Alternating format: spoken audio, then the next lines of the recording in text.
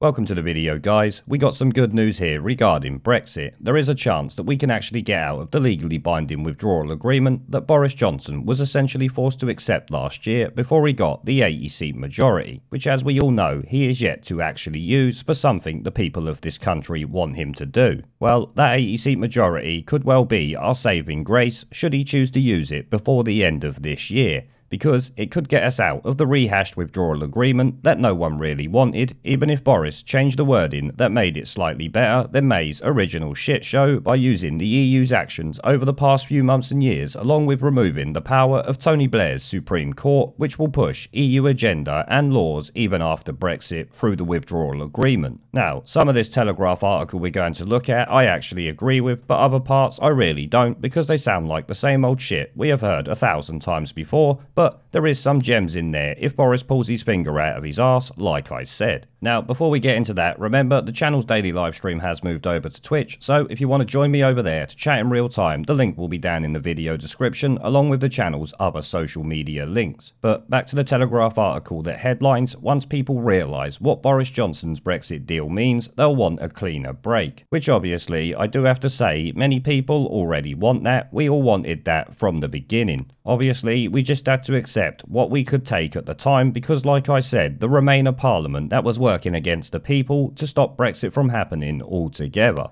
After swallowing the bitter pill of the Withdrawal Treaty, to taste freedom, the country will want even more independence, which obviously we will. We are now entering a fascinating period in the Brexit Saga, and there are now many competing interests and factors that will determine the measurement of the outcome. The Ultra-Leavers' measure would be that of exiting the transition at the end of this year with no relations with the EU whatsoever, other than those that an arm's-length country such as the USA might have. But this black and white measure might not be in our best interest. This ultra-position is driven not least by the bitter experiences of the continued attempts by Remain Ultras to undermine the outcome of free elections and a referendum, which obviously goes back to what I was saying about the Parliament last year that we finally got rid of and partially drained the swamp. Obviously, there's still a lot of them in there, but we drained enough of them for now. The true measure of sovereignty, of liberty and free choice for the UK must surely be our ability to choose what relationships we have with any other party, including the EU, and not to be constrained in changing these should we wish to do so, except insofar as we have set up contractual arrangements as a consequence. The difficulty that the government currently faces is that the contractual arrangements of the Withdrawal Treaty was freely signed up to by the UK,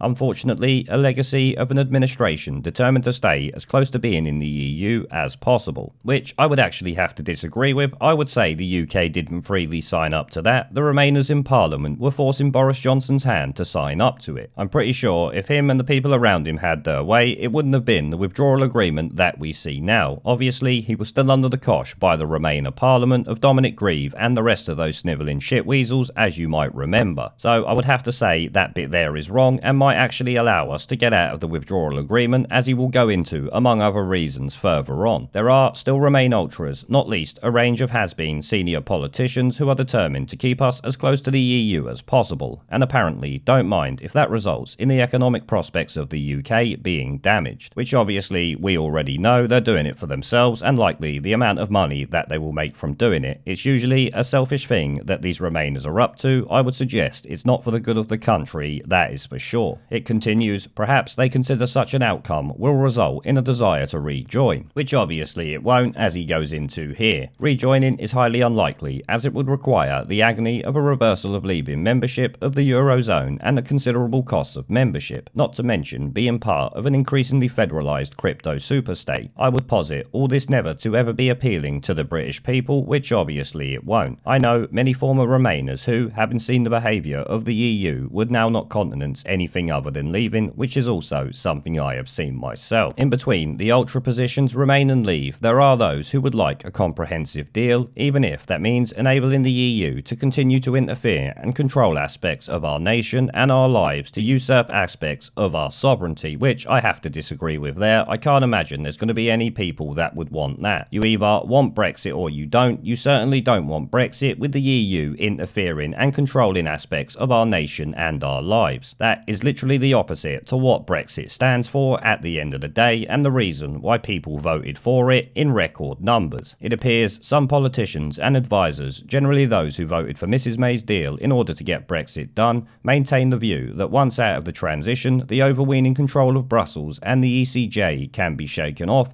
like a wet dog dry in itself, that we can find workarounds, and through the UK's domestic law, which does and will declare our liberty, will win out. This may prove to be correct, but it is certainly a recipe for interesting times ahead, which is something me and many other YouTubers have pointed out over the course of time. Once we are actually gone, UK domestic law does take precedent, so we can actually get out. But as he said, with a recipe for interesting times ahead, it could well get a little bit fruity. We will have to wait and see. Parliament can certainly get its way with a good majority and 4 more years in office, but how this would play out in respect of international law and the withdrawal treaty we have signed up to would make for increased sales of popcorn. On top of this is the effect of a hostile and politically active UK Supreme Court acting in cahoots with the equally political ECJ and with Brussels, which obviously we have evidence for last year in their case against the prorogation and the way the Supreme Court ruled against an executive decision made by Boris Johnson for the first time in the UK's history. Perhaps it will lead to Parliament delimiting the powers of the Supreme Court and its obligation to have regard to the ECJ under the Withdrawal Treaty, which is actually something Boris Johnson and the Conservatives said they were going to do. We are obviously still waiting for that. Certainly, Parliament is once again sovereign on behalf of a sovereign people, notwithstanding that the British people are subjects of the Crown rather than citizens. Throw into this mix the devolved nations and we have a heady cocktail, this toxic recipe largely created by the constitutional meddling of Tony Blair, who is always there pissing in our pockets and telling us it's raining. It will certainly produce a political discourse stirred, if not shaken. Fortunately, the Withdrawal Treaty itself and international law presents get-out clauses, given the behaviour and disposition of the EU, provided this is pursued by the UK government before the end of the year, which is what I was alluding to earlier. Like I said, the behaviour and the way the EU have been acting in general could well allow us to get out of it under international law. And of course, the wording of the Withdrawal Treaty that says they shouldn't be acting like a bunch of snivelling shitweasels, which obviously they are. All of this defines the backcloth to the current negotiations. Despite concerns to the contrary, there is no doubt that we have left the EU. If this were not the case, we would be paying at least 55 billion into the EU COVID bailout fund. The UK would also have to pay around 170 billion euros gross and 124 billion euros net over the next 5 years into the EU budget. Money we can now deploy into our country instead, which we should have always been doing over the past 4 years, because we should have left instantly as soon as the vote was done, if you ask me. In between all of the WA issues lies the political declaration, which means essentially nothing really, with respect to which our negotiators have thus far been resisting the unreasonable demands of Michel Barnier.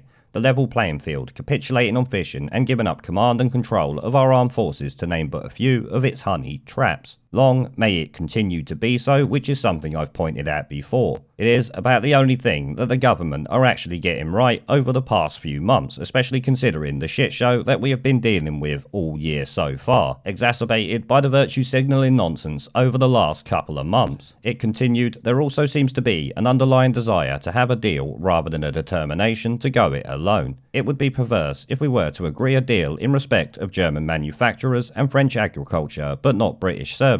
After all, this is a new trade arrangement and not a continuation of the asymmetric relationship characterised by our membership of the EU, which is always a concern with Boris Johnson, the Conservative Party and political parties in general. They could well sell us out. Take a look at the 2017 to 2019 Parliament for an example. Whatever the outcome of this saga over the next few months, as with so many events in our history, those with vested interests will no doubt secure a slice of the new cake. But I am equally sure the consequences of the eventual deal will reveal themselves, and this will drive a desire for ever more independence. Come what may, once a free people get a taste of deciding things for themselves, they tend to like it and want more, which is obviously 100% correct. We will want more and more independence, and we will want the government to actually do what we want. As to whether they will is a completely different matter. I certainly wouldn't put your life on it, that is for sure. Now, like I said, there is some good news in there and some good possibilities. some of which we already knew, but it is good that it is coming out more and more often, especially when you factor in the unmitigated shit show that is the EU at the moment. A cleaner break is definitely what we should be going for. Boris Johnson, pull your finger out of your fucking arse, mate.